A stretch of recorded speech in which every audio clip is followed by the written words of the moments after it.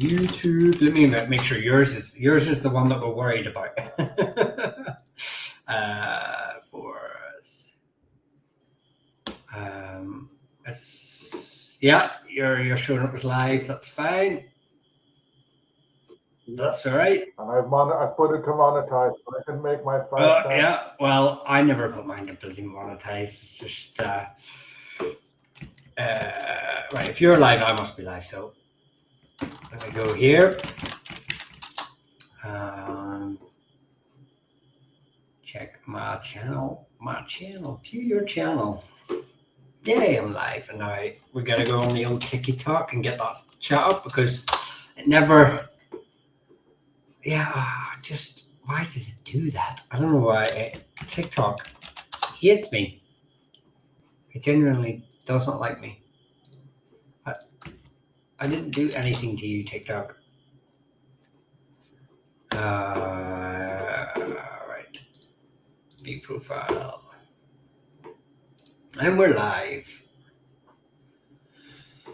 Right. Okay. First watcher. Hi, Dennis. Yeah, first one in. Right. So everyone's all right. I've got that chat up. So how do I need another? Do you know what? I need another screen. Just I'm gonna put Dennis, one chat. I did a big drive today and went to visit your great grandparents' land in Tipperary. As the song said, Tipperary so far away, it's bloody far. Hi, Kara, hope you're well. Hope the weather in Mayo is as nice as it is down here in the southwest. TikTok hates me. TikTok hates everybody. Yeah, Hi, Tom. I mean, I've given TikTok enough reason to hate me, to be fair. So I don't blame it. Right, hang on. I need to separate these two screens so I can have the two chats up. Right, so the too many screens and I'm on all of them, so I don't know which one to look at. So you're just gonna do YouTube. That's why I only do YouTube. I mean, I've got Restream here, I've got TikTok here, so we'll just go for that. Okay, so we went to have Philip tonight. He is. And if you hear a bit of echo, this room's in the middle of being, or you can't see it because of my screen, but it's in the middle of being repainted. So there's nothing in it to block the sound. But we might not have Philip tonight because he's away in Thailand. He may join later, but he's away on a wee bit of a break, well-earned break. So we're just gonna stick to the normal format. Hi Molly, how are we doing? Normal format. We're just gonna have a bit of a chat. You guys ask your Irish questions, family questions, but now not family trees, but origins and locations and stuff like that, and we'll try and fill the gaps. But yeah, so we were sort of joking about just before off stream. We were joking about St. Patrick and some of the weird and wonderful commentary we get on our video comments. Owen had a fantastic one that St. Patrick wasn't real or a real person, but a Roman conspiracy, which I thought was brilliant. And how are we doing, Poison? Yeah, I'm related to Brian Baru and wanted to know more about him. Yeah, we could get into Brian Baru as well. I mean, he has inadvertently he has connections to Cashel, and his family do anyway. Very inadvertently. Yeah, well, I mean, they owned it for a little while before they gave it away. But yes, but I do have a video on him. So, but we're all related to Brian, and I think he's a bit like he's the Munster version of Niall Nogla. We're all descended. Once you get past a certain generation, we're all interconnected. But yeah, we were talking about. So we started talking on history of religion in Ireland, Catholicism, Protestantism, but mainly the bishops and ecclesi. Can you pronounce that word for me again, please? Because I can't pronounce it. Ecclesiastical. There you go. There's that word. So yeah, and I just kind of got me thinking. There was a subject that I was sort of reading into, which over the last couple of days since St. Patrick's Day, which was the brutal diplomacy of Irish medieval bishops. And then some of the dioceses and whatnot. So, we're just gonna chat away. Did you hear about the Irish shoplifter? He was caught on the Tesco's. He was lifting the shop. Oh my goodness gracious!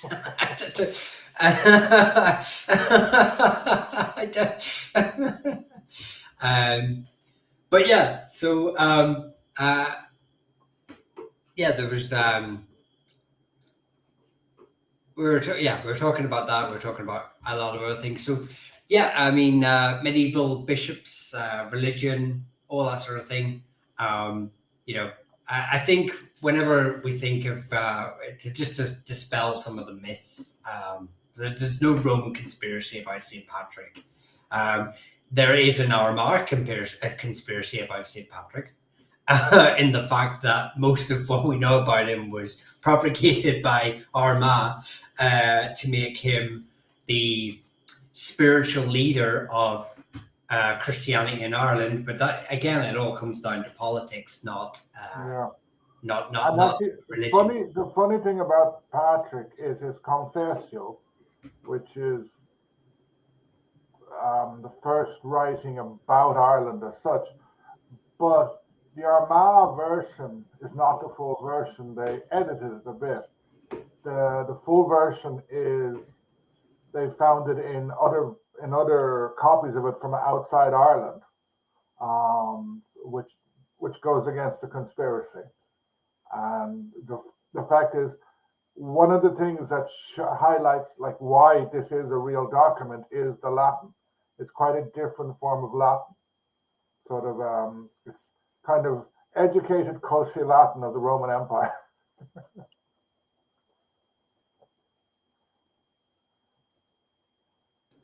We're already getting names flying in here.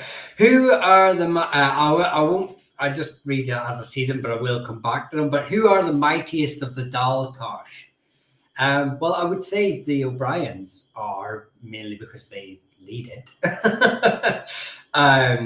But the McNamara's are a good second. They were very, very close to the inner circle of the O'Briens. The Kennedys often did a pretty good job of putting their position in as well. But they're across the other side of the Shannon, so maybe they had a bit more independence than some other Dalkosh families. The thing about I don't know if you can see. Let me get this map up. Oh, you can't really see here. But on the top sort of left up there, there's like the Considines, who were, even though they are direct descendants of the O'Briens, they remained quite relatively small. Sort of coming from Constantine, but they remained a quite a small family. And then they were often, the Dalkosh often had, where you see the McCurtains, the O'Neills, the O'Loughlin's in the north there, the Burren. They had a lot of problems sort of containing that area in their early history. The Burren was quite a rebellious area. Until the Mackie Breens, I believe, ended up there. And then they were a branch of the O'Briens, and they became quite a rebellious branch of the O'Briens as well. They never really heeded to the main branch. So yeah, I mean, it depends on what century you're sort of looking at, whether which family would be the most powerful. But I would say the prominent ones would be the leading one, which is the Bryans. Where did you get that map from? I made that map. Okay. It's not an accurate. So obviously, it's more like a general location of where the branches sets originate from. Oh, okay. Yeah, it's not to scale because it's obviously that would, down to the barony level or down to the townland level would be No, very because hard. I was seeing McCarthy in Cork and O'Sullivan in South Kerry and Fitzgerald and Butler, and I was going, oh, that's a bit odd, because when Fitzgerald and Butler came in, the McCarthys were pushed westward. But if it's origin, yeah, Yeah, I understand. it's either origin or, well, obviously I can't. The Fitzgeralds and Butlers being English and Cambro Norman, I couldn't have them. So it's more of a when it comes to the Norman families or English families, it comes to more of a like their hotspot, as it were. That's an interesting map, especially because most maps, they kind of present a very frozen picture of history. Sort of as this was the territory of the O'Neills, this was the territory of the O'Briens, of Cashel, etc. Whereas from that map, you can see, okay, like the O'Driscolls, I think, stayed more or less where they originated. The O'Sullivans moved a bit. The McCarthys, like several of the O'Nock families, got pushed west. The O'Briens moved a bit, and like you'll find O'Brien influence all the way up to Cashel. So it's actually quite an interesting map. Well, it's something I just sort of did on a couple of lives where I would just sort of write it in and say, look, well, you see the McCarthys, obviously big family, get big name. McAuliffe's sort of found up here. Yeah. I mean, it's again like any map, it's only a freeze frame because, like you say, if you look at where the McQuirk's sort of name is, to the right of that, you've got Cashel, which is obviously where the O'Nock sort of their capital was in Tipperary. So, the Collinses they show up in Limerick, but obviously many of the Collinses would end up down where that O'Kelly is. And that Barry is because they would be pushed out of the territories by Fitzgerald's O'Briens. So yeah, again, it's another one that's sort of a snapshot. What I would ideally love to do is have it on a scroller. So as you scroll along the dates, you can sort of see how families move. But that's or disappear, or change. or change from Irish spelling to Anglicized spelling. Some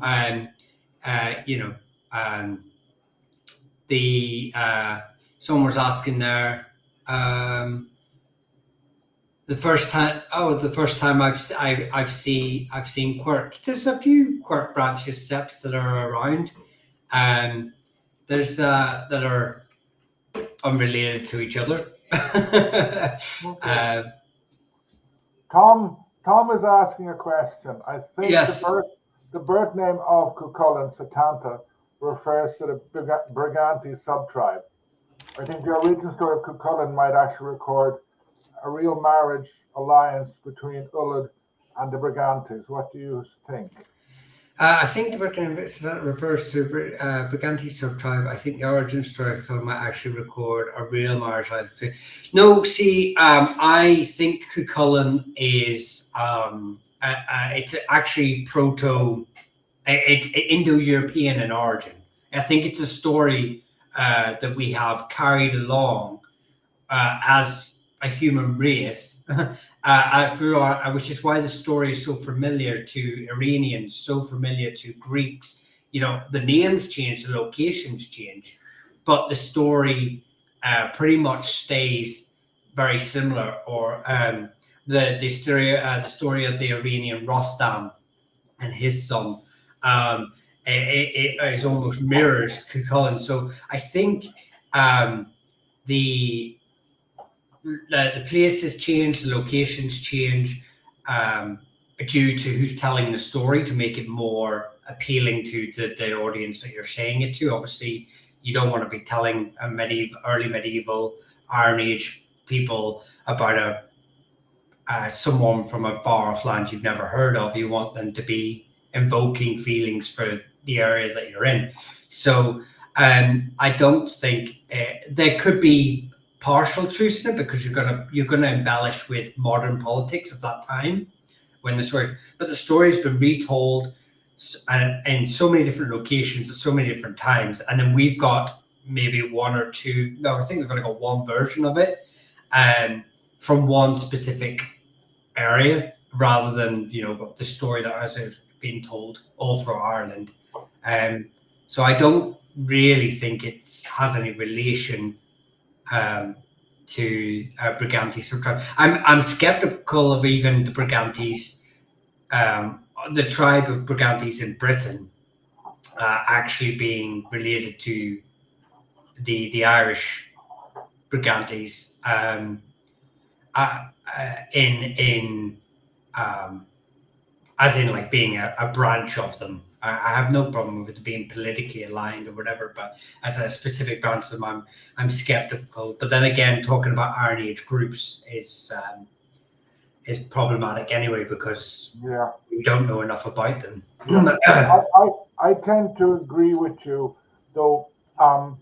JP or JS Mallory, he wrote that very good history of early Ireland, but he also wrote The Irish Dreamtime, where he looks through Gaelic mythology and tries to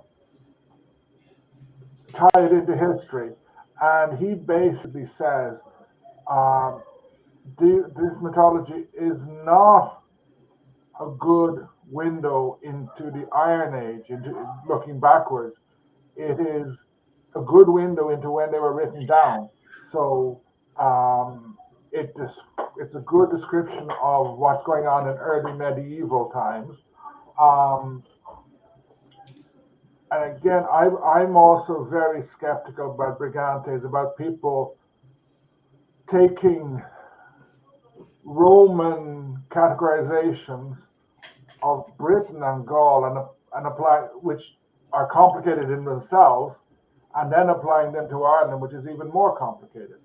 I think a lot of this mythology was written down because they're good stories. The Cuchulainn stories are nuts. There is a comic, and I think it's still going. I read it when I was young, 2000 AD. And they had, and I think he still exists, a guy called Slania, which was roughly based on Irish mythology. I loved it, and I see sometimes I got ordered through the library some of the big books of it, but it's not history. It's entertainment. It's good comics. He draws on Irish mythology, but it's not history at all. So you have to be careful with these stories. They are primarily there to entertain. Digging into them, Maeve apparently was originally linked with Tara. So Maeve, many people talk Maeve being a goddess, which is probably true, but more linked with Tara than elsewhere. Cuchulainn, some people call him the Irish Hercules. It's other, perhaps, but you have to be very, very careful. And then I'm a bit more skeptical about people say, yes, some of these stories will date way back, but you have to be like, as they get transmitted, they change. So you can trace parts of some stories going back to Indo-European, but they will change and be adapted in different things.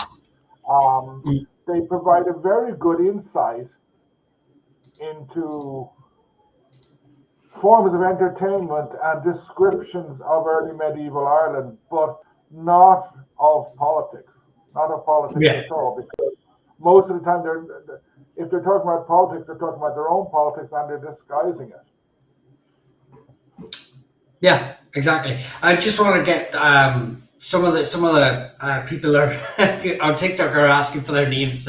I'll try and get into the names as we get along the discussion, and people asking questions on our other platforms. So please don't think I'm ignoring you. I will try and go through some of the names as they come up.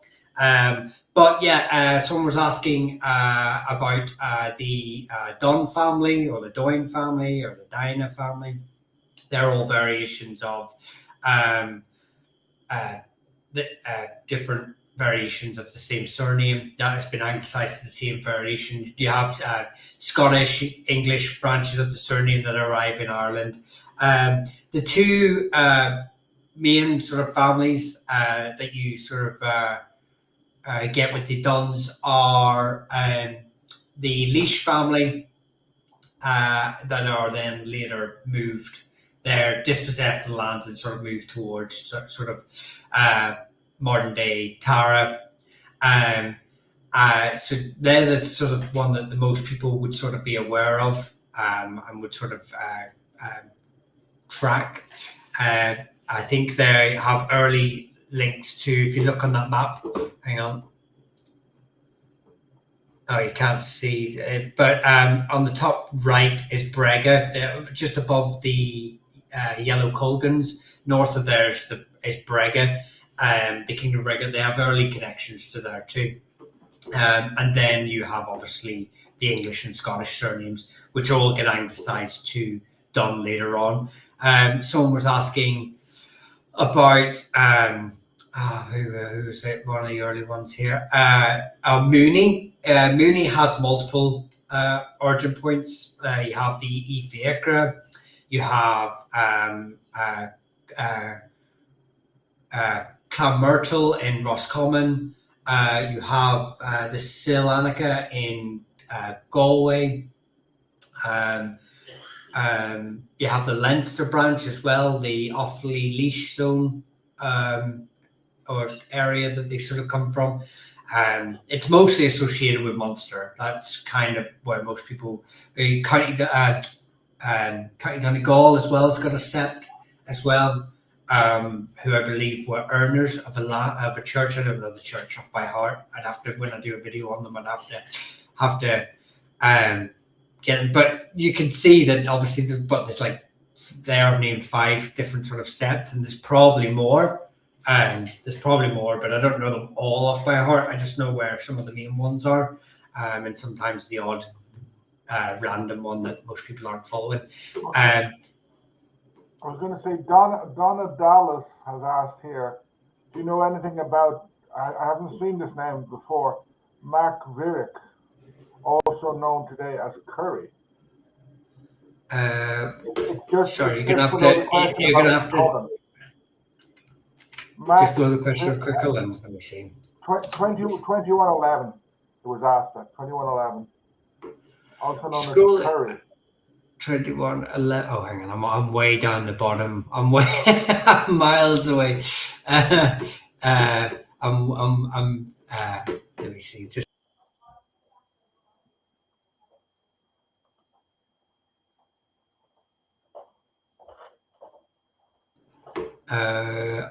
here we go. Donna Dallas.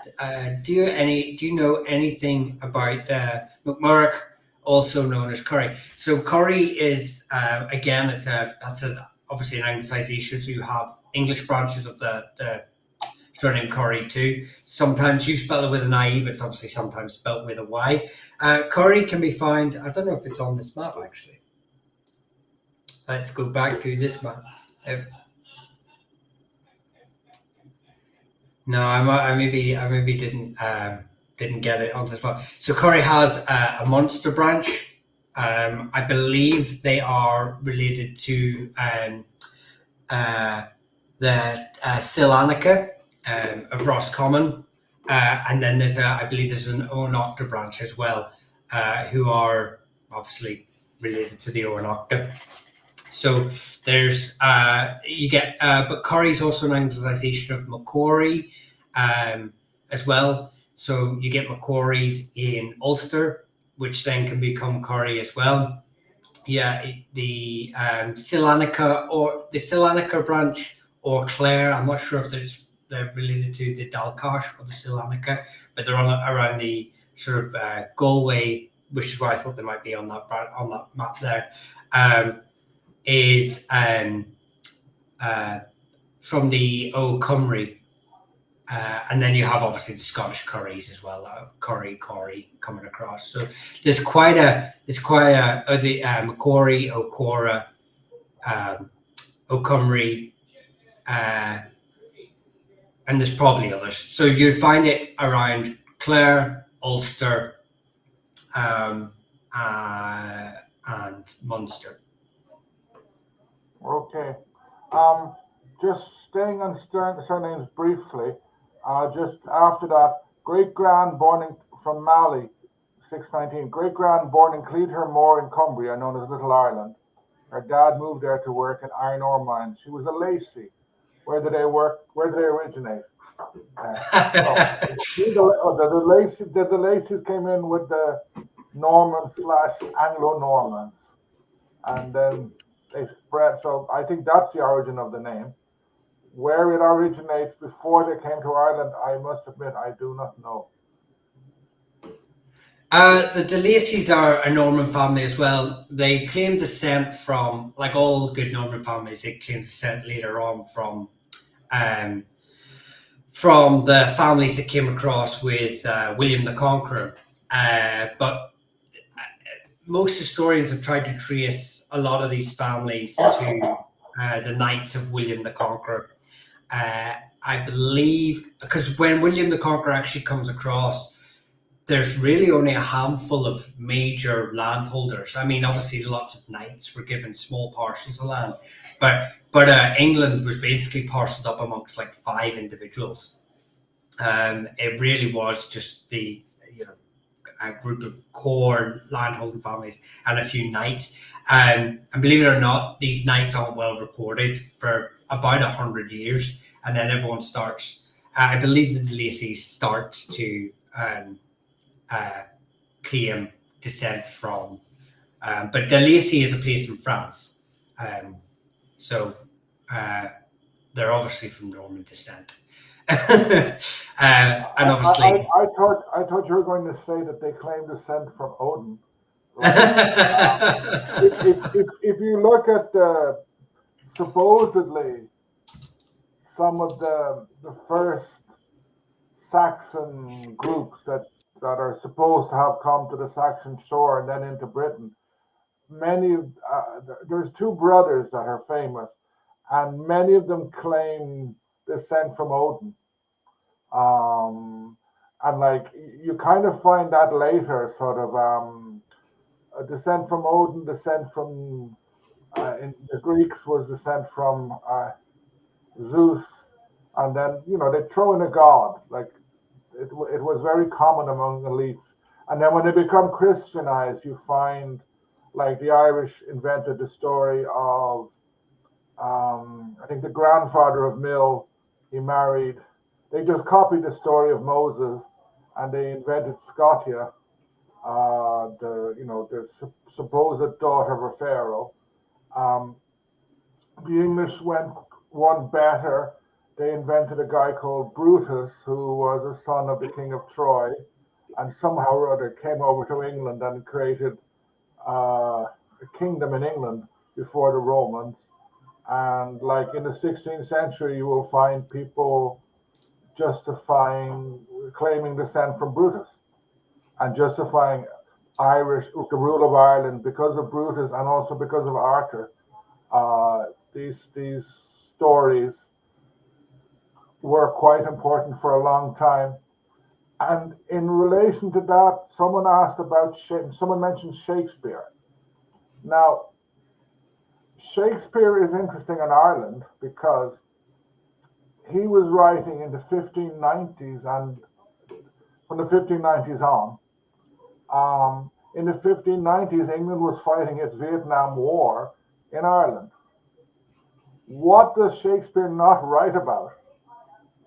Ireland, except there is one little mention in the middle of it. Is it Henry V or Henry VI? And he basically talks about the Earl of Essex is going to come back with rebellion broached on a sword. So he throws in a little verse for no real reason in the middle of this play about Essex, who then goes and makes a complete mess of things. If you look at Macbeth, there's a mention of Gallowglass and Kern in Macbeth, completely anachronistic. And then there is in one of the Henrys, there is a Captain MacMorris talking about what is my nation. It's a bit of a famous speech. Apart from that, there's nothing in Shakespeare about Ireland. It's probably, for me, I'm convinced it's a question of censorship. He's afraid to talk about Ireland because he'll get into big trouble because things are very, very difficult. And then when James comes along, he also doesn't mention he doesn't mention much about Ireland either. So Shakespeare is interesting. His plays are interesting view of English history, but the absence of Ireland to me in his plays is this silence screams loudly. I just want to say thank you for the super chat. I know your real name, but obviously I'll just use your Tom, and I'll just use your tag there. So $10 super chat, really do appreciate it. Corcoran's a Fermanagh surname from about 1100, but the set name possibly from the 5th century, and a classical set named after Saint Shannon. Friend's personal name was Corcoran. What say is?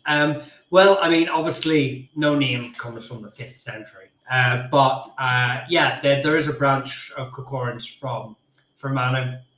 I believe, actually, I was looking at these once when you sort of said there was your name, that they're located in Devonish in Fermanagh, and they're actually seen in the 11th century, 1001, I believe is one of the records, states that the E. Corcoran, and then they sort of start appearing sort of by the middle of the 11th century in a bit more, a few more records because of obviously there are classical connections to Devonish, and I believe they have a few bishops as well. Where's that place? Clonfert. So, yeah, there's another one, the McCochrans as well, who are part of the Ely Carroll, or the Ely E. Kerbal, as well. So you get them further south, but obviously Corcorans, stuff like that. I'm not sure of the etymology of the name, whether you've got to be very careful of whenever you hear these sort of stories about why they took their name. A lot of this is clan tradition, what I would call it. Normally when I'm referring to as clan tradition, it's the stories that they passed on through a couple of generations or maybe thousands of generations, but they're not rooted in historical fact, as in we don't have an actual record of it. So it should be taken with a pinch of salt. Whenever you hear a lot of families, most families have clan traditions, and they're great, and and I'm all up for them. I think they really sort of they're true to Irish form, which is storytelling, especially around lineage, but they should be taken as just that sometimes, as storytelling and not literal fact, as with all genealogies. So just okay. Someone is asking about McGuinness, and to me, I think, isn't McGuinness a version of McGuinness from Northeast Ulster? Yeah, I mean, the McGuinness family of Ulster are probably the most famous branch. He spells it Ginnis, Guinness. Well, Yeah. I don't know the same as Guinness as in the drink. Yes. There we go. Yeah. So Guinness, it doesn't matter. That's just how it's been anglicized. More likely. So you have in the northeast of Ulster, you have the Eachaf Covo, who are a group in around. They're based around Tandragee, so Armagh, South Down, and that sort of area. So yeah, they're the leading family, along with relations to who are the other? It's the Hanlons are from Tandragee Castle. Apologies, but they're related to the McGuinnesses. The McGuinnesses are slightly more to the east. But they're still in the same location. They are one of the most famous families because of Guinness, who claim descent from. They're from an area called Ivey, and the Guinness is not the Tandragee. Ivy. Well, Ivy, because there's a similar name in Kerry. That is the Kerry pronunciation. Kerry, but Ivera is different from Ivy. Yes, but there's an Ivy, and so we used to have this discussion. There's the Ivy House, which is another pronunciation. It is an acceptable pronunciation of the name. Okay. But behind in Stephen's Green, there where the UCD part is still hanging in there. Behind that is the Ivy Gardens from this district, but don't look for the Ivy Gardens. They have concerts there now. It's like you can get there through Ulfred's Terrace, and it's a very nice place. I think built by the Guinness family originally, but it's a very nice place. But it's the Ivy Gardens. That's the Dublin pronunciation. Yeah, we used to have a cinema in Bombridge. It's called the Ivy. So yeah, there's a lot of it's County Down Armagh anyway. And they're from the EEC of Copo, so which is the major group. But I do believe the name does appear all over Ireland, but there's a debate whether it's a name that's adopted because it comes from Macangasa, is the original pronunciation of the name, or the original variation. It's a variation of Macangasa, and obviously Angasa is quite a common surname in Ireland, or quite a common name in Ireland. So yeah, and like I said, they're related to like the McCartons and whatnot. So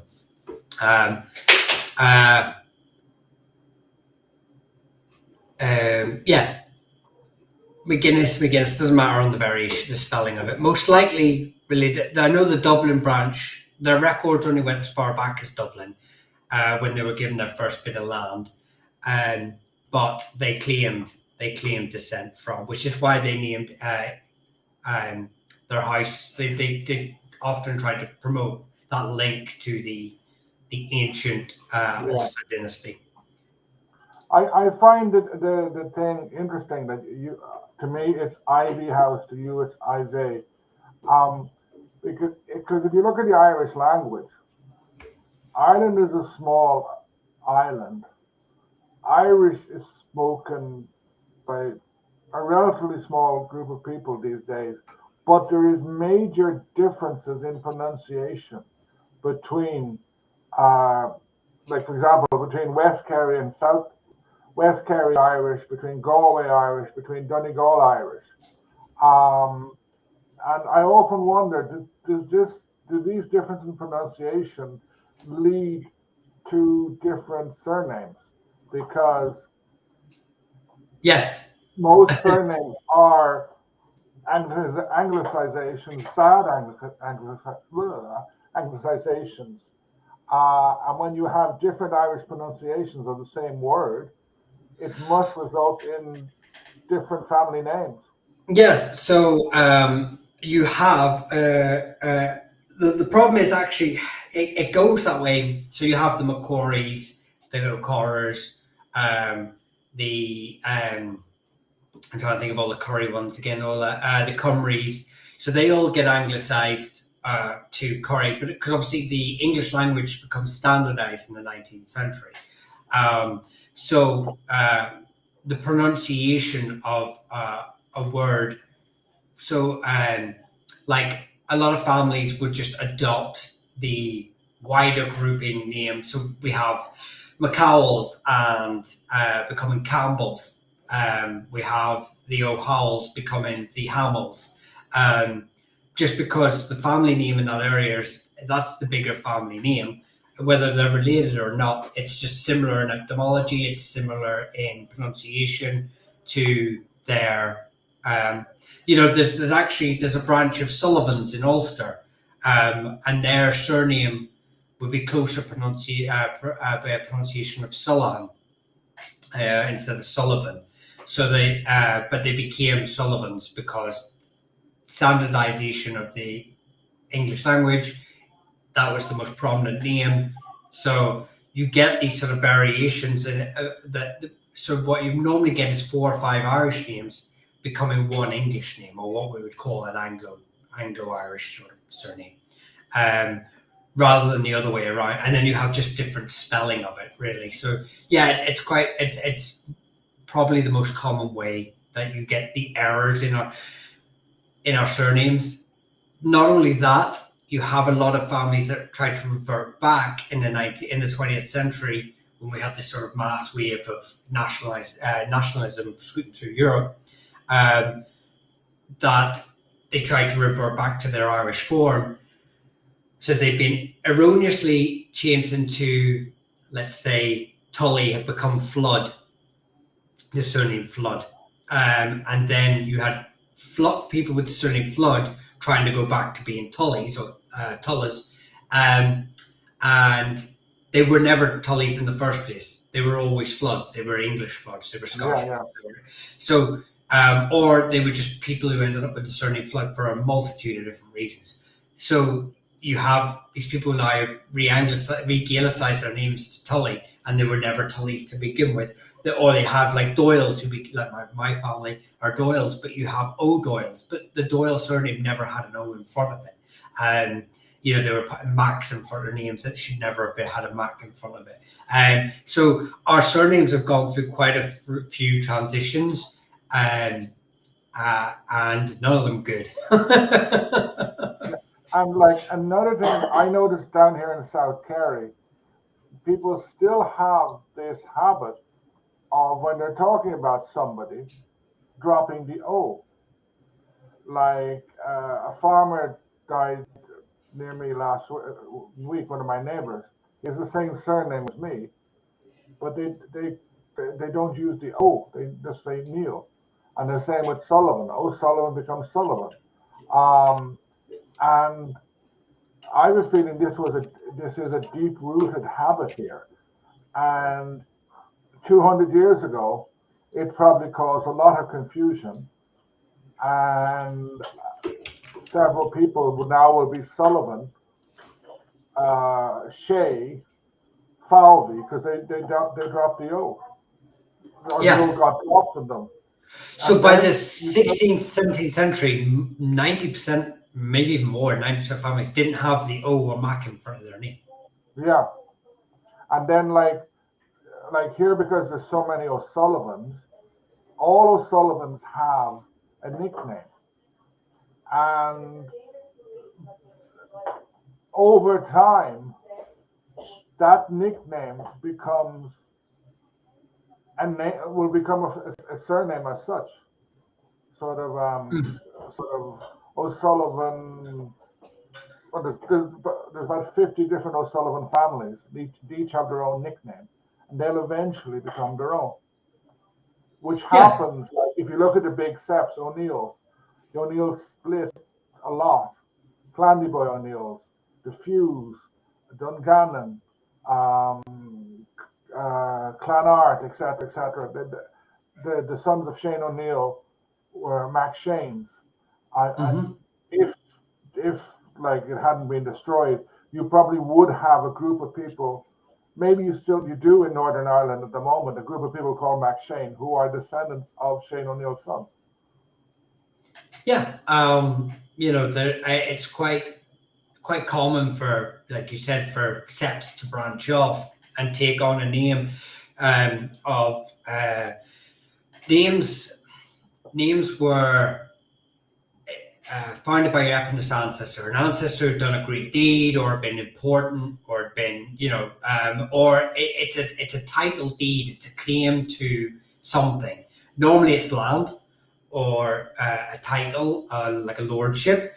You are claiming descent from an individual who held this land or lordship because you want to retain it or have claim to it or have the prestige that comes with being related to this individual.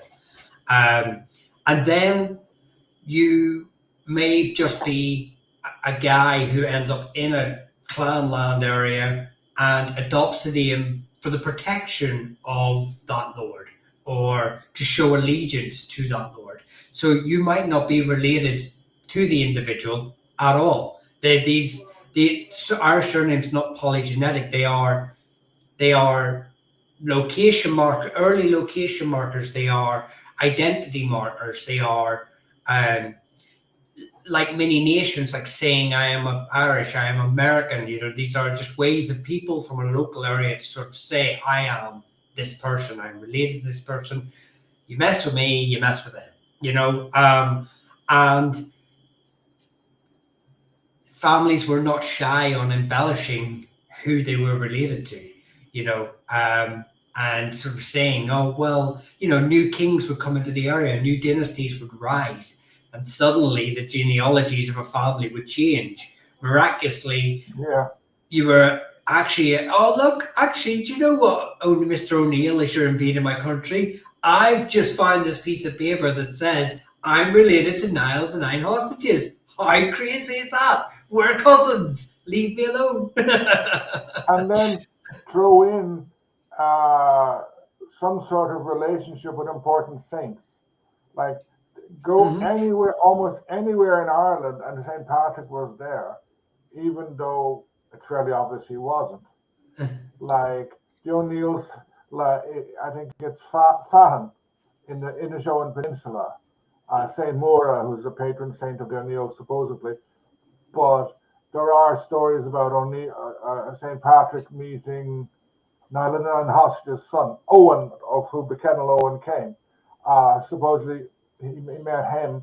And there are the stories about St. Patrick meeting the ancestor behind so many septs. And they can't all be true. Someone is asking about O'Quigley, Tristan Fosbury. What about the O'Quigleys from Armagh? From Armagh? Yeah, it's 2140. 2140 at the time. Let me see if I can see them. Let me get the 21. Did you say 2140? Yeah, it's two masters. Tristan Fosbury.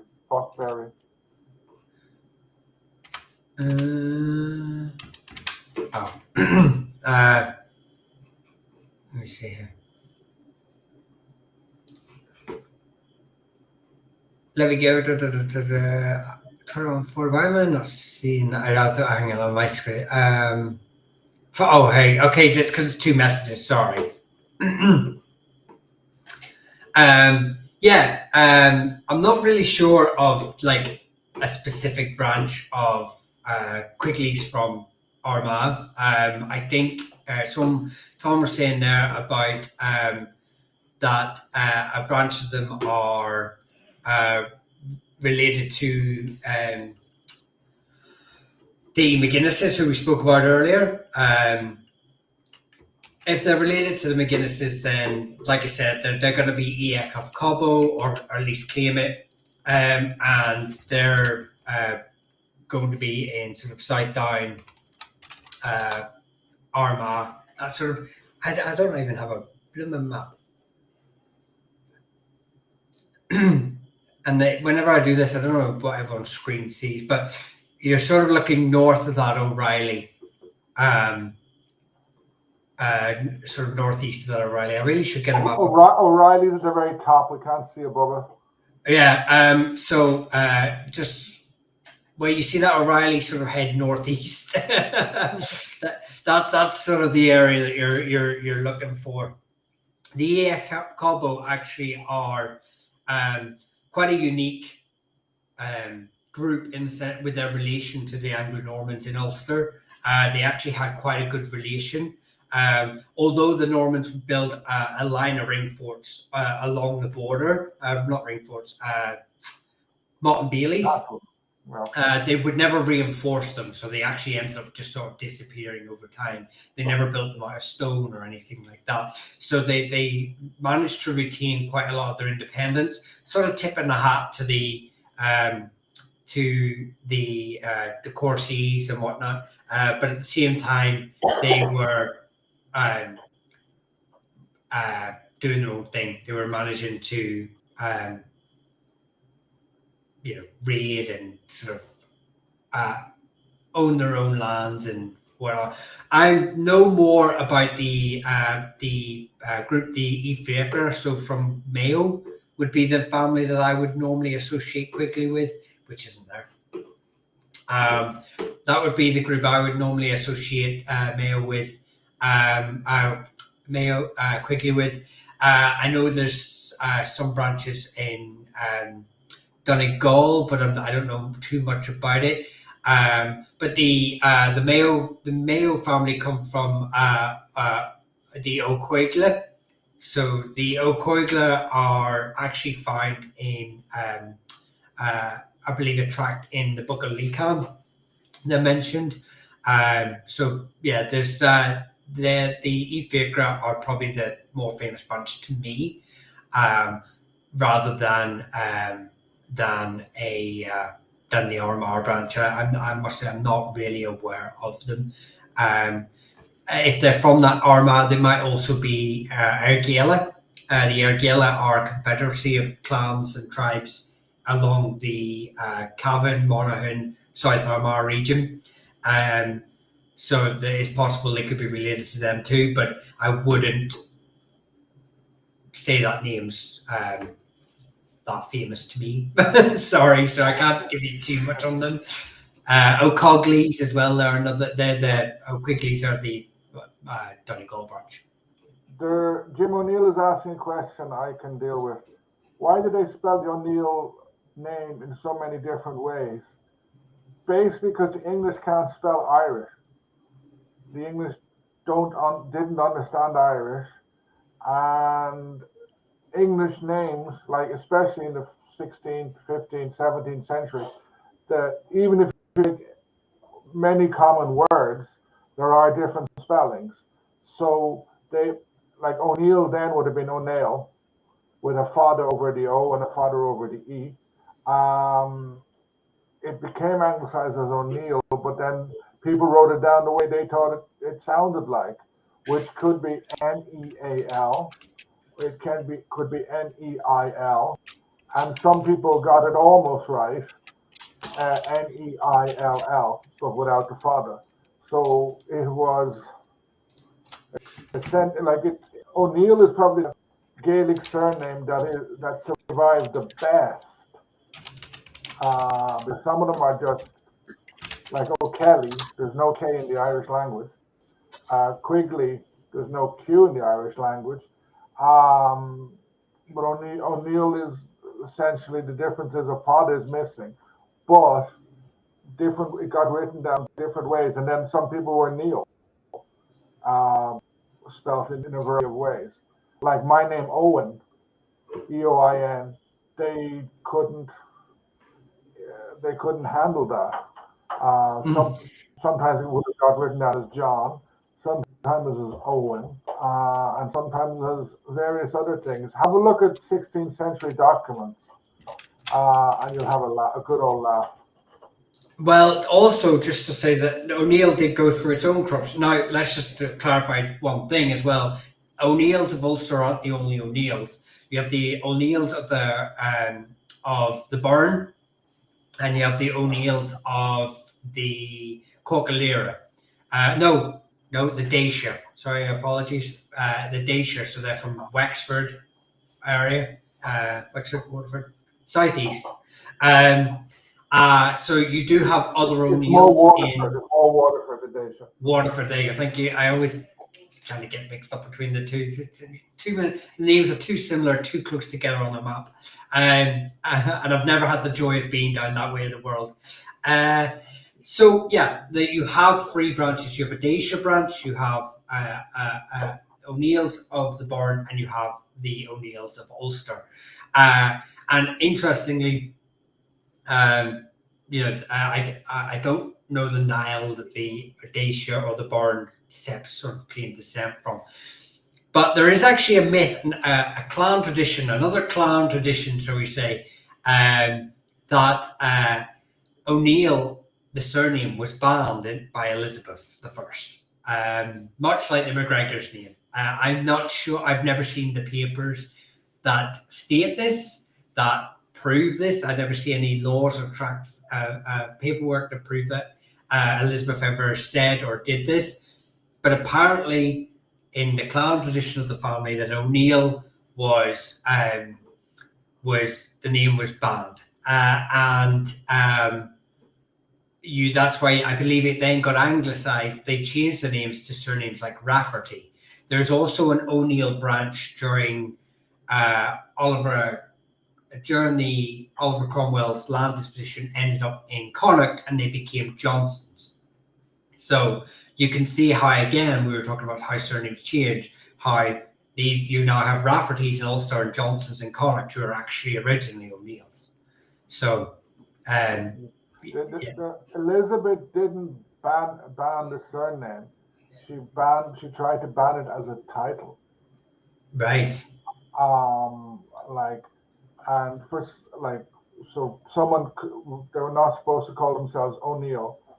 For some reason, that got anglicized in the 19th century. They came up with the invention of their O'Neill, their O'Donnell, etc., which is completely wrong. The title of the Lord was O'Donnell, O'Neill, McLaughlin, O'Brien. There's no there. That's a much more recent invention. And just to answer here, Tom said Corcoran, no K sound.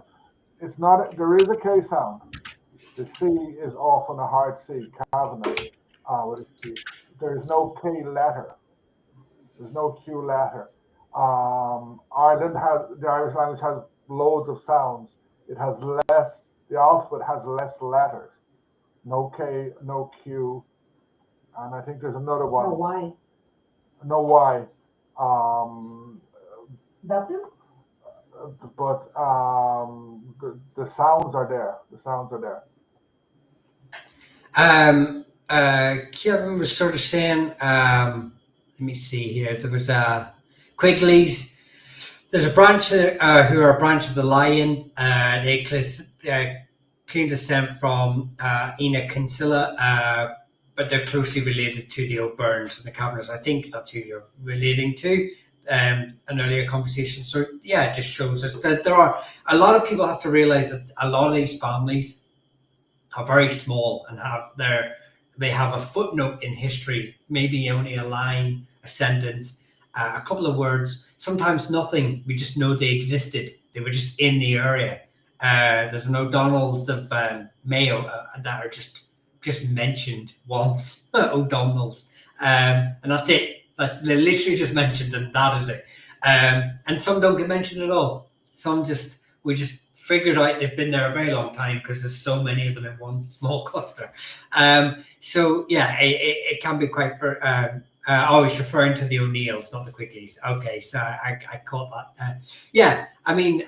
There's there's an O'Neill. You've just of the Madacombe.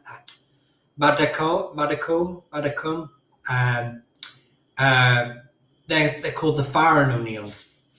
If I remember, it is a nickname they get given for the Lion branch. I actually forgot about them.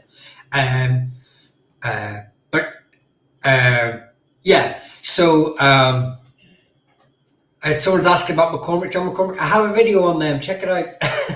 But McCormick is an Irish and Scottish surname, and it's all over Ireland. It comes from the O'Cormacans and the Cormacks.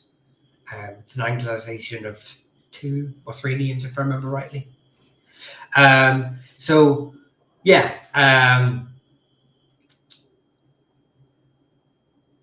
Is Michael swearing at us in Italian? I don't know. I know Ilia Passaporto. That's my only Italian I know. No, because you can't see his hands. If he was waving his hands around in the air, he'd be swearing at you in Italian. So yeah, I can't remember where my original thing. So you're welcome, John. My friend Colin Loughlin from Donegal tells everyone he's descended from shipwrecked Greeks. I mean, it's possible. Shipwrecks, people adopted surnames. You know, it's like I said, people adopted surnames of the lords or the leading family in that area, or maybe there's a multitude of reasons. We have things called non-paternity events. Assaults.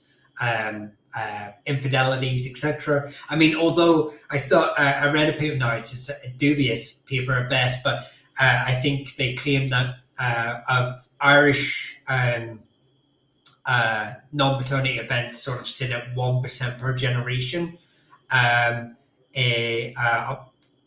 during sort of like they estimate it was 1% per generation over the centuries, which is actually lower than Scotland and England, but again. It's not an academic paper, so I would not take it as being but it was still an interesting tidbit I thought I'd just throw in there.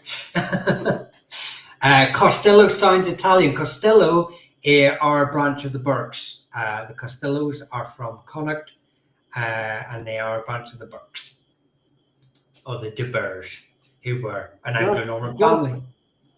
Just in relation to what you're talking about, I had a friend many years ago. He did a master's in history in UCD, and what he did, he went up to Armagh, and he basically counted out priests who were applying for their children to be legitimized, because all the priests' children were illegitimized, and the numbers of priests having children was massive compared to England. And I always find the surname MacTaggart or Taggart very interesting because of this. So I wonder, do people know where MacTaggart comes from, the name?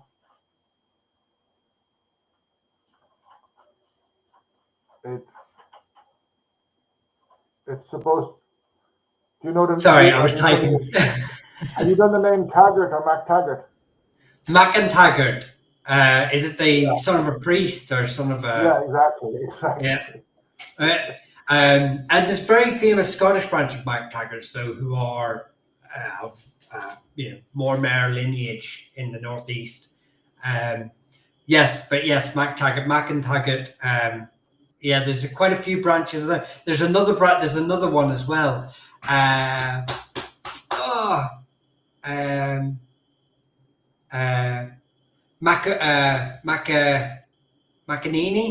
McEnany, Clare family.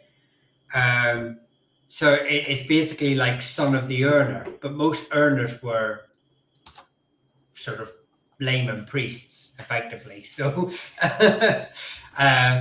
but yeah, so they didn't do the whole Rome thing of the popes sort of claiming it was their nephews then. Yeah, well, like I know that Hugh O'Neill a few times when he was getting Spanish aid said that he was going to give out to the priests and ensure they didn't have concubines. And looking at this, it seems that the Irish priests habitually had concubines. Many of them did. So, So sometimes you have to take this with a pinch of salt, a large Yeah, pinch well, of salt. yeah, the slander, the desecrating of the name, it's all politics. Someone said there about, which I thought was quite funny, that Longley was a descended from Lagather of not a Norse name. I'm sure Lagather's not a literal reference to the Viking TV series. Um, uh, but yeah, it's there's very few actual Viking names. There's names that come from Viking words or Viking names, or not, sorry, Norse names and Norse words, but not literal descents of Vikings. Very few. The problem is that surnames start to appear, especially in places like England, towards the end. In England, especially the Viking Age is already over. In Ireland, it's there's a bit of an overlap, but a lot of Norse names in Ireland actually come from Irish families. It became a bit of a thing to have Norse names in your family genealogies. It became a bit of a status symbol, a bit of a politics, a bit of as we were adopting, not fostering kids to each other, we were building these relations, like the McAuliffes, like the Rourkes, uh, but you do have some that sort of claim that descent from Norse families, like the McCotters and stuff. So they do exist, MacGyvers. Um, uh, but it's dubious at best. Like I say, that overlap of Norse settlements and Norse related surnames is a tenuous link, just because of how we were adopting the usage of those names. But in England, it's even far more tenuous because the Viking Age is well over by the time the adoption of surnames sort of happens on a widespread scale to be classed, to become noticeable. Are there any questions coming in from TikTok? Are you monitoring your TikTok as well? Yeah, I'm checking here. There's quite a few. Let me go back up though, because I don't want to miss to Monaghan. Yeah, the surname Monaghan surprisingly is not from Monaghan. Monaghan is found in a couple of locations, but mostly the most famous ones are down there on the bottom left of the map, part of the Sri they're related to the likes of the Manions, the O'Kellys, those sort of families. I believe there's a couple of other places where it comes from, but I can't remember them off the top of my head right now. But that's probably the most famous branch of Monaghan's. I'm English, and apparently I pronounced Mahoney wrong. I would say that there's no such way as pronouncing any Irish name wrong if you're from another country. You have dialects that shift and change with location, and we've already sort of gone over this before. There's four main dialects in Ireland, which came about in about I think it's the 14th or 15th century. So surnames get changed, as you drop words. It's like someone said to me before, but they hate the way I pronounce the word battle instead of battle. And it's a term called TT glottling, and it's only really found in some small areas of Ulster and Northern England. And so if you have the surname Battle, I'm going to pronounce it differently to how the rest of Ireland and England pronounce the name. So there's no people who get a bit precious about the way a name is pronounced, considering this is already an anglicization. The name you're pronouncing, Mahoney, is already an anglicization of an Irish name. So I wouldn't get too precious about how they get on to you about I have actually seen a map, the map of Britain. Basically, about the word Forehead. Who pronounces it forehead? Who pronounces it forehead? I grew up saying forehead, but other people say forehead, and like there are clear distinctions in England and Scotland about the way it's pronounced, and that's just one word. And another word is scone. I think most people in Ireland pronounce it scone, but in large parts of England it's scone. Yeah, so my wife is English, and she pronounces it scone, and I pronounce it scone, Yeah. right? And no, we used to have this argument. She's obviously English, and she's quite fond of the English royal family, and I used to say to her, "Well, if you're speaking the Queen's English, the Queen at the time, Queen Elizabeth II, pronounced it scone." So I was like, if you're speaking the Queen's English, technically scone Yeah. is the correct way of pronouncing it. But yeah, the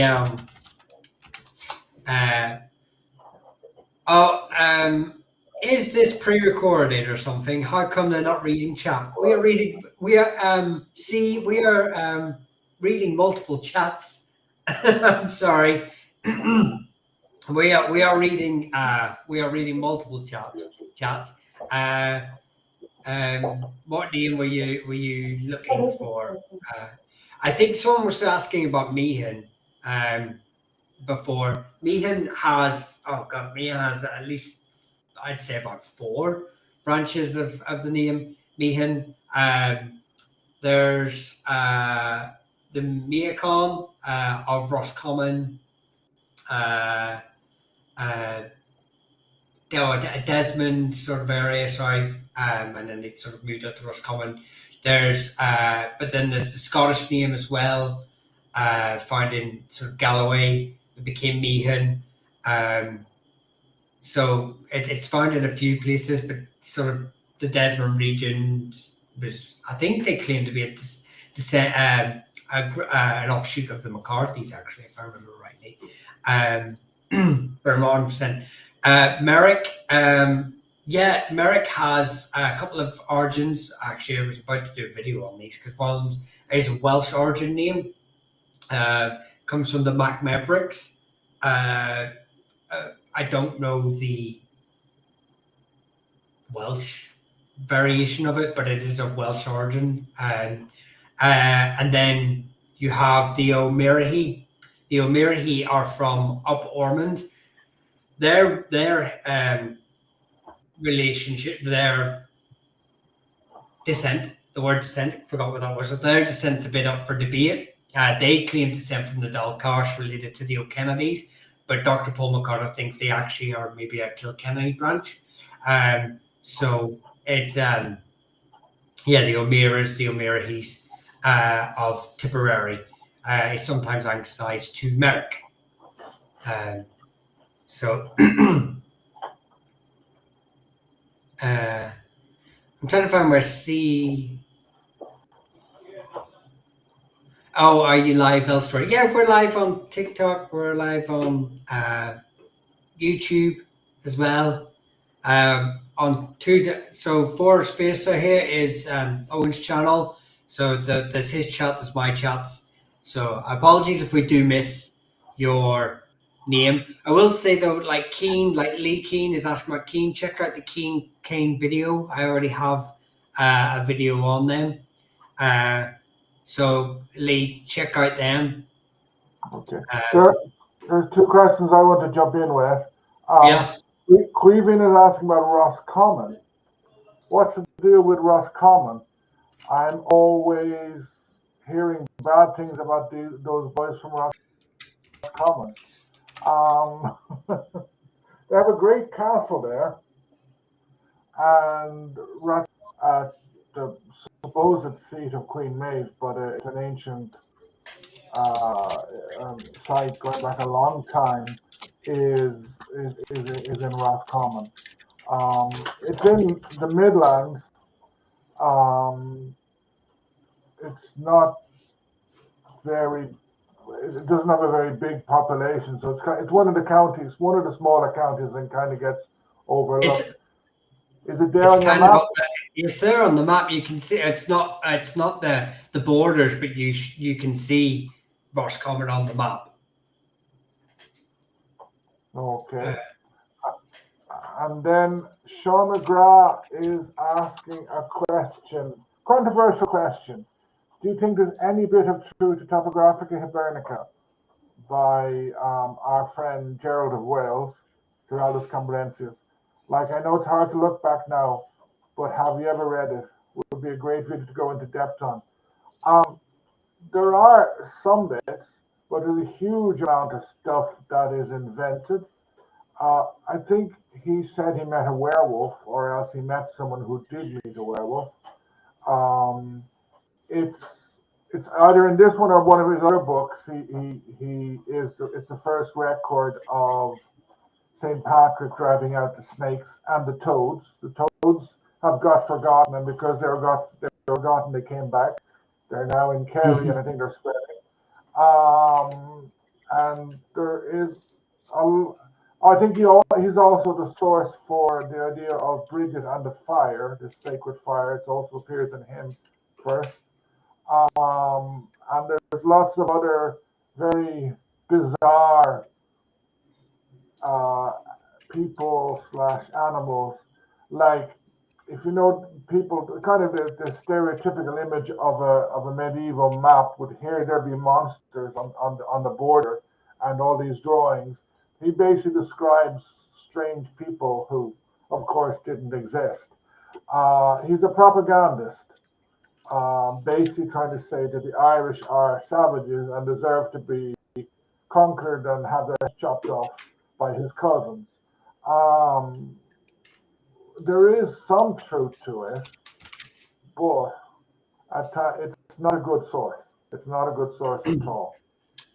Yeah, I agree. It's not a great source, but like any source, it's only like that can be said about a lot of sources that we have, like the Book of Lycon or the Book of Invasions. It's what you have to take into the context of why it's been written, who's writing it, the reasons behind it. So it's like anything at that time period. There's always a grain of truth behind a lot of what's being said, or some of what's been said, but what's the reason why they're writing it? I just want to quickly go, because some people are just firing random news, so I'll just go through some really quickly. Costello Billet is their branch of the Burkes. They're found in Connacht. We've sort of already, but check out the Burke family history. I've done a video on them actually, well, briefly. I think it's one of my pinned ones. Who else was that? McCourts. The McCourts are an Ergela family. They are found in primarily around areas like Armagh, Monaghan. That's where the Ergela Confederation was. That's normally where they're attested.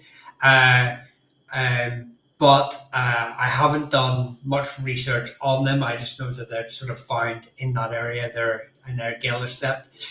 There could be, I think there's some in Cork as well, but they're not as well attested. Someone was asking about the McKennas. McKenna has, I think, 2 or 3 branches, if I remember rightly. Monaghan, again, another sort of group, but they're not related to the Ergela. They claim descent from the Neil. Then you have the Roscommon family, who I believe either claim descent or are under the influence of the O'Connors. I think it's also found in Munster as well, but I don't know who they're related to.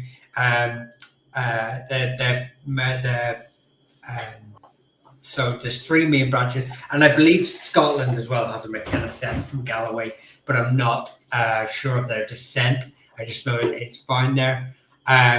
Someone's asking about the Farley name. Farrell comes from the same sort of grouping, same name. It can mean the same thing. Longford is the O'Farrell sort of main area. I've done a video on the O'Farrells, So check them out. But they're found in Anley. And then someone was asking, Harpoon was asking about the Adaires. The Adaires, or the Adaires, you've got the Adaires of Scotland who would come across the Ulster, and then you have the group in Offaly as well. So there's the Adaires, the Adaires. You've got an Irish group in Offaly, and you've got the group in Ulster or Scottish descent. Please do Murphy. I have a video on the Murphys already. Can you check it out? Right. Any other questions besides surnames?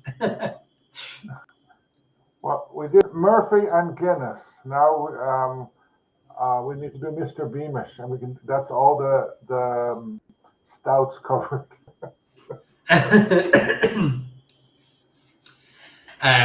I didn't know about the Scottish descent one. Yeah, so the Adaires were landholding family, small landholding family in Galloway, I believe they were, and they would move across to just north of Lough Neagh. They would be undertakers. So during the plantation of Ulster, where a lot of Irish families had dispossessed their lands. After the 9 Years' War, the Adaires would be one of the Scottish families granted the land in Scotland. Someone was asking there about where was it? What variation of the name was it? So I can give you.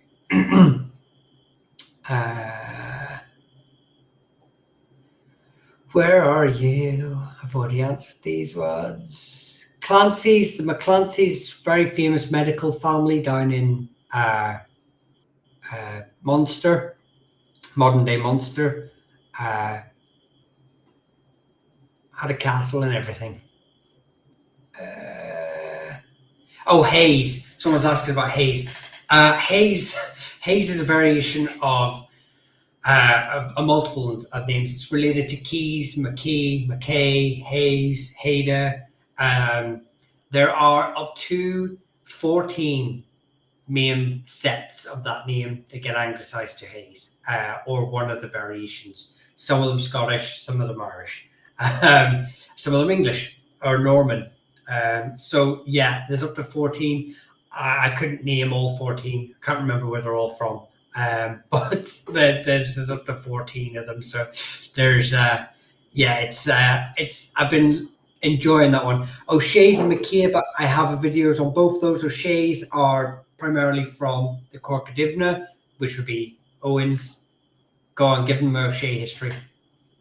O'Shea's I know they started off in Dingle, in Corcadivna, way back when Corcadivna stretched covered Ivra as well, Ivrahig as well.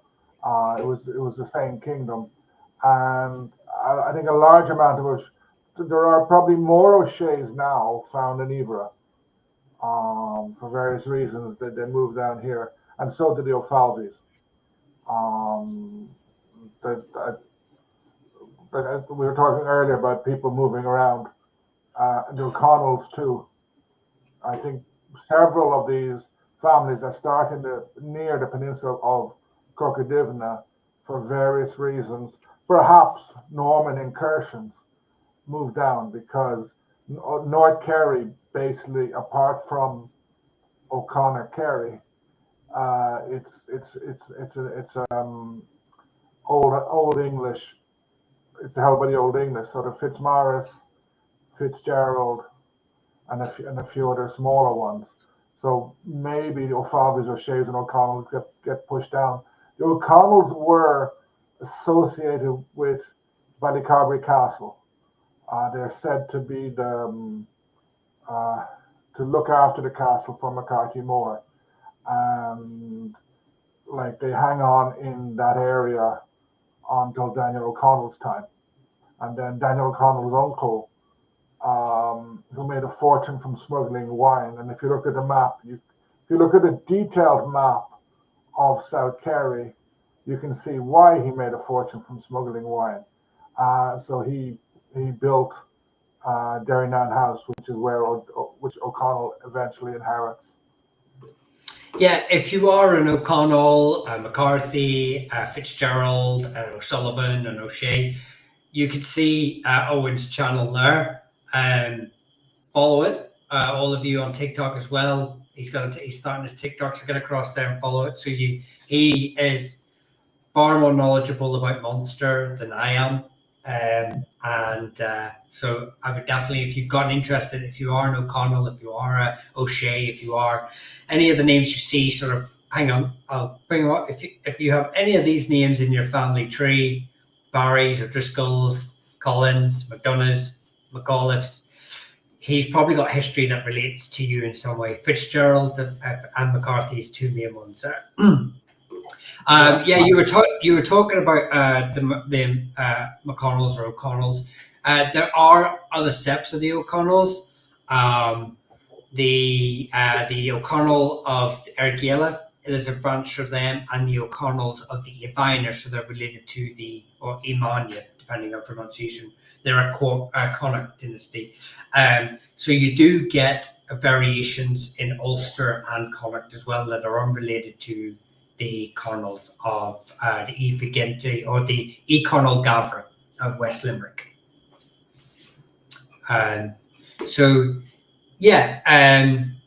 McCabe are an Ulster set of, they are from the Macaba. They are a Gallowglass family. I believe I have a video on them too, and the O'Sheas. So, is O'Connell the same as McConnell? Yeah, we touched on this before. Yes, effectively, it can be the same name. It's just how the name was spelt later on in the 20th century. There are some Dutch McKays too. I wonder if they're actually Scottish McKays. A lot of Scots ended up in Europe, especially around the Netherlands and around Scandinavia. Scandinavia and the Netherlands became quite Protestant and then had very close ties to a lot of Scotland. You do have a lot of Scottish settler families in those areas.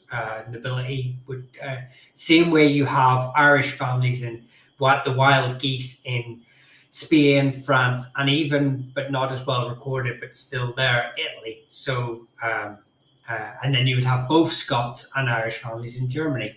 So, but in smaller numbers. So yeah, you will find. You can, buying alcoholic drinks is an interesting way of tracing wild geese families. Like there's a cognac called Hennessy. Yes. And then someone bought me a McCarthy wine from France. And there are other Irish names you can find on French wine occasionally. I believe I don't know if she's still alive. She was very old at the time when I read this about 10 years ago. She was the second richest noble in Spain. And I believe she is a descendant of the a direct descendant of the O'Donnells. She was she was a Duchess, all her titles. She kind of became famous to me, or became on my radar, because she became quite famous for being A, wealthy, and B, having a boyfriend who was like 40 years younger than her. She was in her 80s and she had a 40-year-old boyfriend. I think her family, that O'Donnell family, has married into a much more powerful family. And in Spain, as in Portugal, they have more than one surname. So, she basically, I think it's not she. I'm not up with the intermarriages of the Spanish aristocracy, but one of the O'Donnells did well and married like a duke or into a duke's family, and that name, the O'Donnell name, continued. Yes, I know when I read her name, it was about 14 names long, and I didn't. It was very. Someone was asking about Trainer. Trainer is an Aguilera family in South Down. normally it gets anglicized to Armstrong, because it means the same thing, like a strong arm. So a lot of trainers are, and then you've got the Irish trainers, and then I believe it works the other way as well. You have a Scottish name as well, the trainer, so which end up living in the same area. O'Farrell's, I've already touched them, Carson. They are from Longford. I have a video on them though, if you want to go and check them out. Here's just a question to throw up. Tom's last comment there. McCorcoran and O'Corcoran are genetically different, unrelated. Yeah. How accurate do you think? Like many people now I see online, I'm descended from this family, I'm descended from that family. How accurate, and I know, is it Irish origins or something? He's put yes a lot of that. I must admit I am skeptical to the use of DNA in this sort of sense.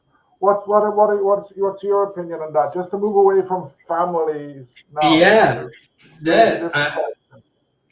So to move away from the family, but the McCorcorans and the O'Corcorans, he's saying, are genetically different. In a large sense, it's kind of true. We've already well established in this conversation of different septs and unrelated families and stuff. And obviously, families are anglicizing their names the same way in the same areas. So you have Trainor spelled Trainor, and then with a Y up the road, and you could sort of see how the patterns emerge of.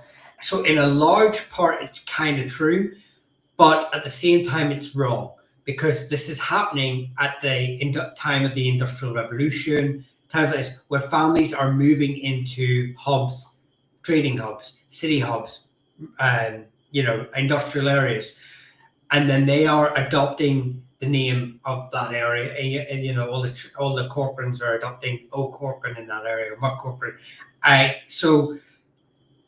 When you start to go into these city areas, the lines of that statement becomes almost wrong. It's completely. It doesn't overlay the same in the countryside, where two townlands, similar names, adopt similar name. So it can be true and false at the same time, depending. But obviously, again, this is a snapshot of a very specific point in history, because of migration. We know about all the multiple migrations that happen. That's almost like saying all Hamills are from the Scottish Hamills, but actually, no, we know that all Campbells are Scottish Campbells, when we know that there are both unrelated Irish Hamills and Campbells.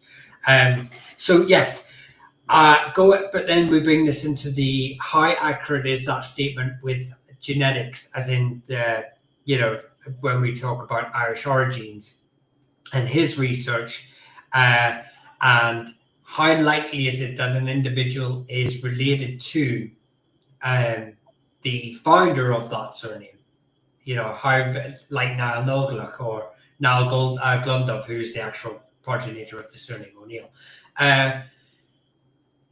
Again, depends on what you mean related. Most likely, if you are an individual moving into a territory and you're adopting the surname O'Neill, you probably are marrying into families who are related to the O'Neills. So you are going to be of the same genetic material as an O'Neill. If you're talking about Y-DNA, which is only passed on through father to son, and then you have haplogroups. Again, I think most DNA groups are doing a very good job of separating branches and finding out that there are a lot of related groups, clusters. So we can see the O'Neills of X, Y, and Z are descended from this progenitor. We can see the McCarthys and the O'Sullivans. The McCarthys and O'Sullivans have done a great job of proving that they are related distantly. and that many McCarthys are from the same paternal lines, but they adopted the name at different times.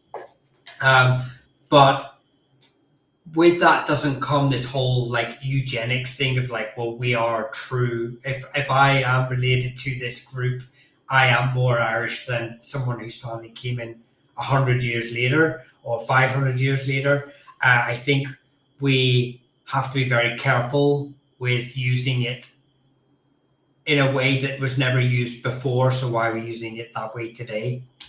It's just a very that we're coming into new territory that we just need to be very careful of. Yeah. I'm quite skeptical because I think people are using DNA data and ignoring the history. Mm-hmm. So if we look at the O'Neills of Dungannon, Shane O'Neill's mother or grandmother was a daughter of the Earl, the Fitzgeralds of Kildare, and I maybe it was even twice over. The O'Neills of Dungannon married the Fitzgeralds on a number of occasions, and then I think Hugh O'Donnell, I have a feeling, or his brother married another someone from the Kildare. There is a huge intersection among elite families. Mm-hmm. There's a huge intermarriage among elite families. If you take the O'Briens, the fifth Earl of Thomond was sent over. He grew up in London, and he became completely anglicised, and they've been essentially the family, the Thomond or Inchiquin, whichever they're called now, have been anglicised for 400 or 500 years. They're intermarrying with English elite.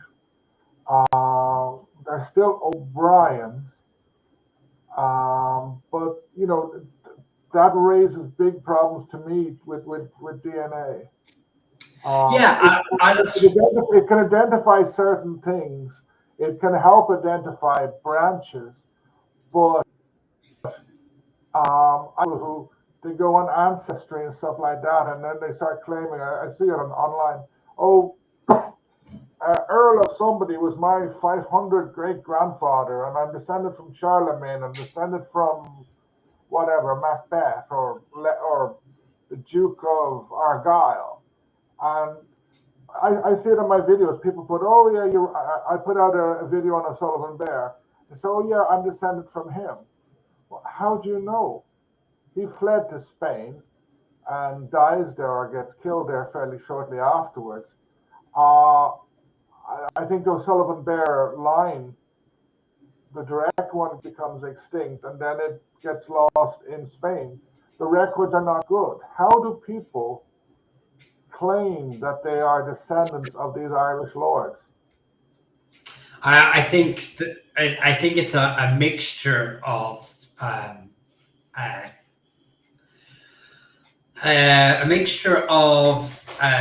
sometimes you will have people who just claim it because they have a surname in their family tree.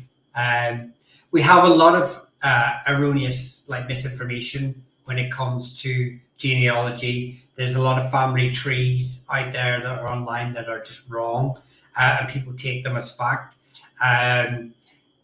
without checking sources. There is, by and large, about a 200-year blank spot in Irish genealogy. And even then, what happens after those 200 years is, it's the main lines. It's father sons of the highest, most prominent families, not your average, not the 90% of the Irish population. Not the peasant. Not the peasant. Yeah, not the peasant, not the working class, not the minor lords even. This is just the elite of the elite. But like I say, 200-year blank spot, you're looking at 4, 5, 6 generations where anything can happen. But then again, they're not wrong. They are related, but so is everyone else. When you're talking about 500, 1,000 years, 1,500 years, everyone on this island is related to everyone, and then we're related to everyone in Britain in some degree, and then we're related to everyone in Europe to some degree. We're all interconnected. I think when you start gatekeeping Ireland for the Irish, and then you think you're this pure genetic, the only way you're this pure genetic Irishman is if your family have lived on a tiny island and married each other for thousands of years, which didn't happen. So you're not. We are all interconnected.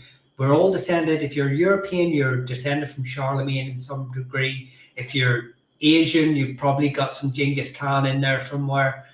5 times over. I'm probably descended from Charlemagne about 10 times over from the same, like from multiple lines. So because when you start getting further and further back, the population gets smaller, but the numbers keep growing in your family tree. So you get to a point where there's more people on your family tree. You only go back 1,000 years. There's more people on your family tree than there were in Ireland at the time, because you get multiple of the same people appearing. So yeah, using it in that way is a bit strange, but using it in a curious, I'm related to Niall Glundov. I want to know more about this individual who is in my family tree 10 times over, fine. But using it in any sort of other sense of like, I am more entitled to the space because my family have been here 1,000 years, but your family have already been here 500 years is a ridiculous attitude to have. Yeah, I saw 2 different things. One, last year, the year before, the O'Malley clan are trying to do something with the descent of Granuaile. And I kind of said, hold on. I don't think any of her children carried the name O'Malley. No. Her main heir was Theobald. And I think some of the others may have been the Lacys. So I was kind of, what sort of history is this? Because looking at the O'Malleys for the descent of Granuaile, it's looking in the wrong direction. And second, I better not go into too much details. I might get us into trouble. I saw on Facebook and the internet this American guy, and his surname was an Irish surname, and he had claimed to have found papers. So he was descended from certain sept. It looked a bit dodgy to me, and there was this gap as well. But he was claiming to be a lord, and some Eastern European royalty had said that he was really a lord. It was really funny, but then he invented a tartan and stuff like that. It was bizarre. And then just the third one, I'm not going to name the family. I don't want to get us in trouble. No, I mean, I've spoken to people about this before, about clan chiefs. I am a big supporter of clan chiefs and the idea, but to be used and like clan coats of arms, but to be used in a way that sort of all encompassing, and a way to share family histories, and clan gatherings can be a really good thing for connecting families, connecting history. Some clans have even bought back clan castles to rebuild them, to fix them up, to protect history. I think there's some really good things that can be built from it. But it's like anything. It's like cake. Cake's not bad for you, but if you have too much of it, it's bad for you. And I think people need to be very wary that if you start having, there are families, I believe, that get a bit over the top with it, and it's like the clan chief has this all-authoritative power over individuals who are only connected because their surnames are the same, which is a ridiculous sentiment. But there are, at the same time, they can be used in such great ways, and I think they can be used positively. But but a clan chief should be more ceremonial and honorific, and a symbol, but not a point of authoritative genetic. Yeah, I You know. prefer the idea of clan association. Like I don't like the idea of clan chief, and like I see this group, the Irish clan, like okay, there is the O'Neill. He's a descendant of the O'Neills of Clandeboy. He lives in Portugal. His family left Ireland in 17 something. He's of Irish descent, but is also of Portuguese descent. Um, I His history is interesting, but like the Lord Inchquin is English. I think there's like someone claiming to be McGillicuddy who's also English, and there's a few other ones. Um, and like I don't like when people say, "Oh, I am McCarthy Moore by right of descent." Well, hold on a second. Okay, McCarthy Moore is a bad choice because that was one of they tended to practice primogeniture, but most of the others didn't, and it wasn't law. So, if someone wants to be clan chief, like say O'Neill, the O'Neills of Dungannon, there are probably 500,000 people descended from the last Derby in Ireland at the moment, maybe more. Um, some people, one or two people, might have a piece of paper, but I don't think of O'Neills of Dungannon. But I don't like the idea of these people claiming to be clan chief by descent because their descent is more senior than anyone else's. That's not Gaelic culture. I agree with you. I agree that so a lot of these clan groupings just do it by voting, and the I believe there are even individuals who've become clan chief who are not even paternally descended; they are maternally descended. And because they've been voted unanimously, because they are stewards of the history, basically. That's the way they see it, and they want to protect and share and unite and combine. And I think fantastic. I think I'm all up for it. But yes, I do believe that some people then use a specific lineage and paternal descent as some sort of right, authoritative right, like we live in some feudal system again, and it doesn't work like that. So I think, and they need to have a woman that can trace herself to Grania, well, the land inheritance to match. I mean, Grania wasn't even the chief. It was more likely her brother or her uncle that was ruling. She just had a lot of political swing and became very famous later on. She most likely wasn't the ruler. The only thing that she had on her side is she had a very powerful husband, and her sons were very active politically. But she most likely wasn't the clan chief. So claiming her descent from her is fine. It doesn't really, if the O'Malley's want to do something with that descent, that's up to them. But using it as some sort of like, I don't know, stick to beat others of descent through her uncles and brothers is a ridiculous notion. I'm amazed some of us survived the Vikings. 99.9% of the population survived the Vikings. they weren't as prolific here as they were in England, and even then, or Scotland, and even then they weren't as prolific as the stories say. They didn't go around massacring everyone. One thing, there were a lot of massacres in the 16th century, but the population seems to rebound very quickly afterwards, which raises a couple of points. A, maybe people had loads and loads of kids who survived, or B, a lot of what the English reported at the time, i.e., the number of people they killed, are wrong. Or the two things can be can be true. There was a strong population growth in the 17th, 18th century, and like the English claimed to, kill loads of people a lot of the time, but quite often there's a huge amount of exaggeration in these things. Yeah. Well, all numbers, battles, deaths, massacres, genocides, and they all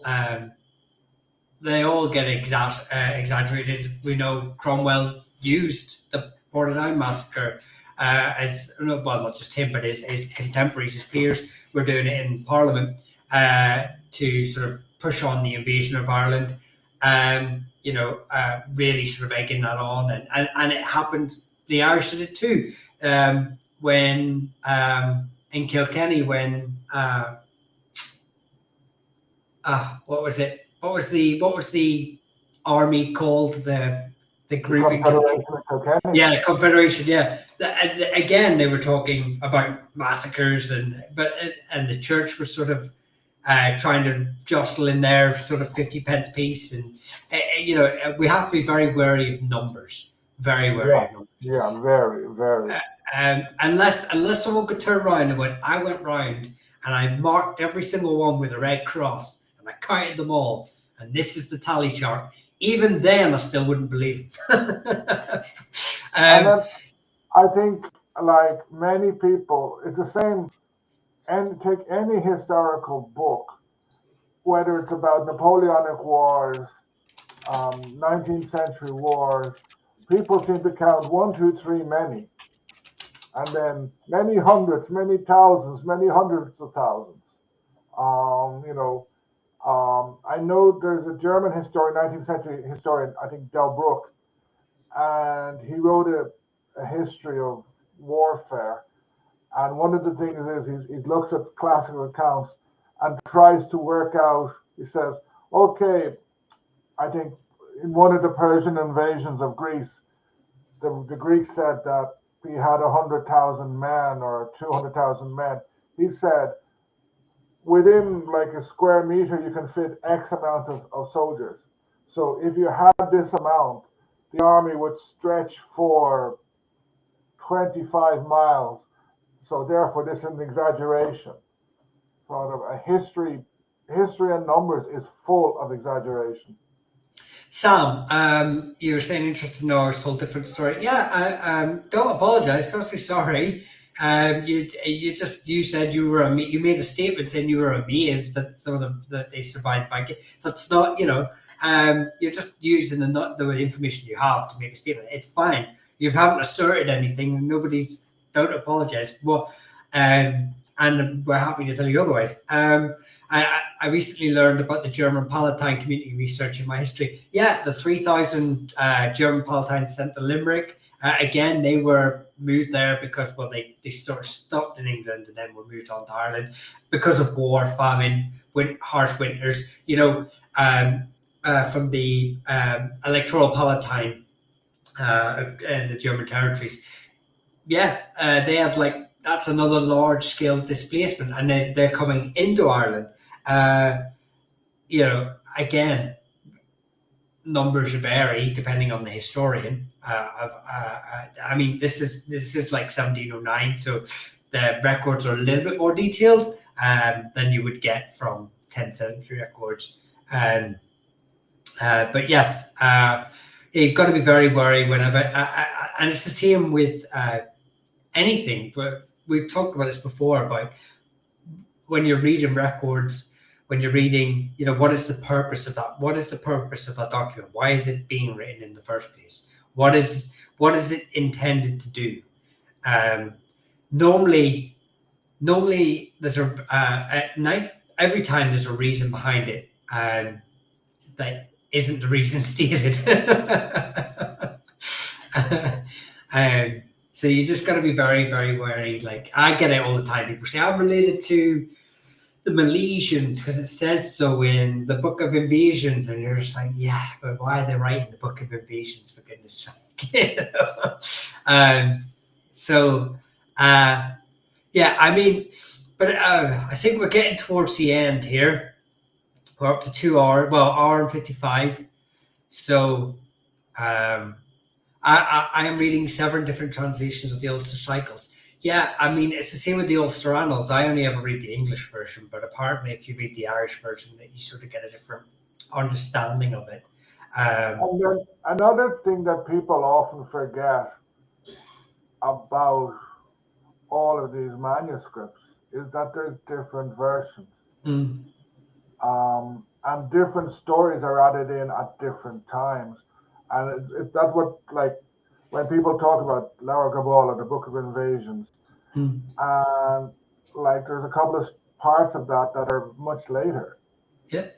And I say, hold on a second, like you have to actually go and look. You to though they're very, very complicated sources because they're written in early medieval Irish. They are written at different times. You need to understand the context. And just because one version of the Ulster Cycle says one thing, the other ones don't. It doesn't. I get this when I did videos about Bridget not being a goddess. People seem to think if they've read it written down in English, therefore it's true. Whereas many of these documents, they were only translated in the 19th century. They're crying out, they need newer translations.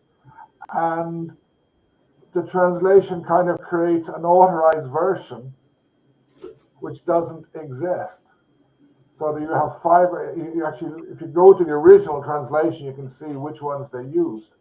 So but now so many stories are written based on, as Tom says, copies of copies of copies. It creates its own sort of history. It can be very problematic. Any tips researching landed families pre 1650? So you're talking about the 1647 dissolutions. It's not called dissolutions, but there's a book written in 1647 which is the basically monitors the landed gentry of Oliver Cromwell's, the land given to soldiers. They did a big survey all around Ireland. Well, 90% of Ireland. Lots of Ulster are missing. Bits of Ulster are missing. No, there's not really, because there are land tracts, and records. There's fiants, Elizabeth I, and just Tudor fiants as well about land. There are mentions of Norman cantrids, etc. And some of those have Irish families in them.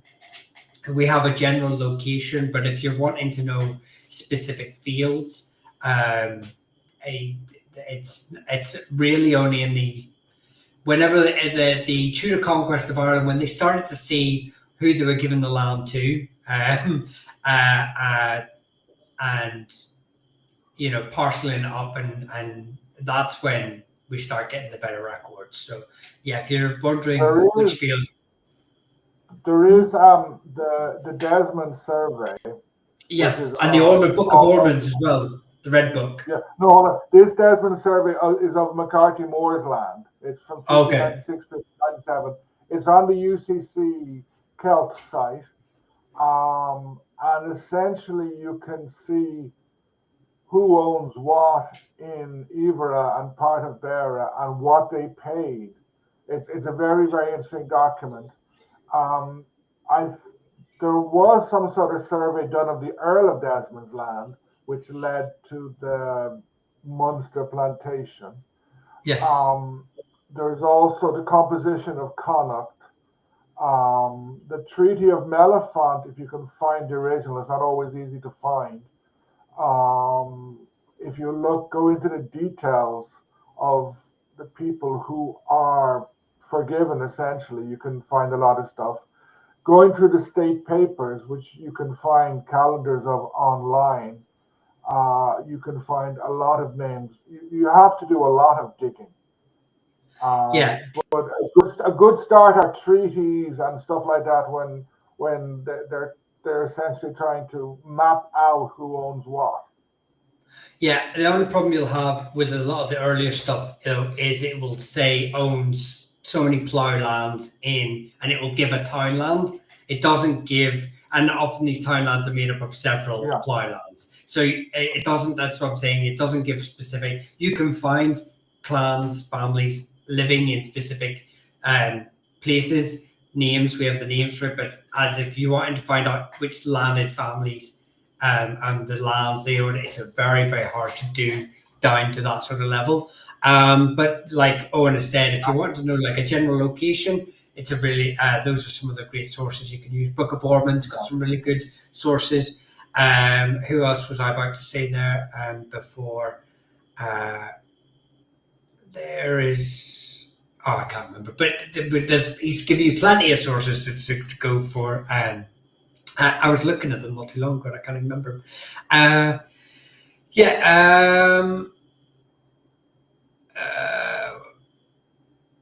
What about the Desmond of Wexford and the Medici of Florence? I'm guessing you meant Desmond, not Redmond. But it's a fanciful link. Interested to know about your knowledge of the O'Driscolls.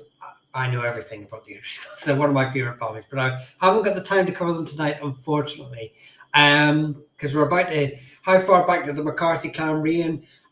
Check out my video on the Oanocta and their rise as they dispossessed the Corkilera.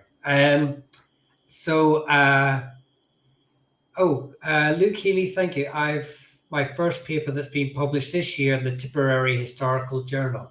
Oh, very interesting. Please send me a link to that whenever. Just PM me or DM, sorry, on TikTok. Right. I think that's it. That's all we've got time for.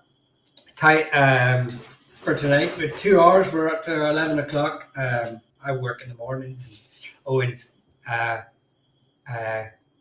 got work as well, so he's got family commitments, and so I think, Owen, if anyone wants to follow you or help support your work, how can they do that? Like, follow me on Ferris Fawcett, also on TikTok, same name, and you can donate like either through YouTube or through Buy Me a Coffee, which is buymeacoffee/Ferris Fawcett. And brilliant. Of course, follow videos, leave nice comments. And please don't insist that Loch Crew is the burial place of the prophet Jeremiah. I'm actually going to do a video about that fairly soon. Like I says, follow him on TikTok. We're trying to get his numbers up on TikToks because he's only just started coming in this last couple of months. So get across there. If you see what I made, just if you want to just like the videos and comment in them. If you want your surname covered, comment in the videos so I can add it to my list. I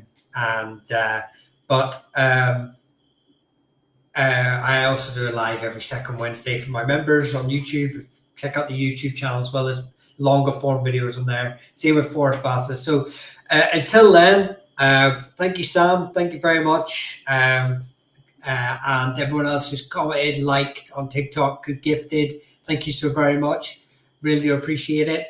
We'll leave it there for tonight. We'll see you next week. Long.